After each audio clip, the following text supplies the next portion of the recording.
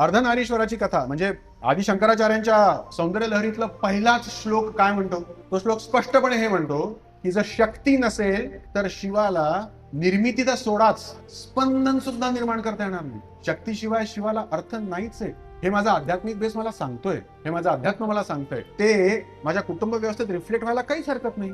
ते मला हे समजून घ्यायला की बाबा रे, मला कॉम्प्लिमेंट करायला एक काउंटर शक्तीचा फोर्स लागणारच आहे आणि त्या शक्तीला, त्या प्रचंड ऊर्जेला काहीतरी घडवून आणायला मसल पॉवरचा एक काउंटर प्रोडक्टिव्ह फोर्स लागणारच आहे. ह्यात कमी वाटण्यासारखं काही नाही आणि ह्यातनं मला गरज नाहीये कोणाची असं वाटून स्वतःच्या पायावर धोंडा मारून घ्यायचं काही कारण नाही.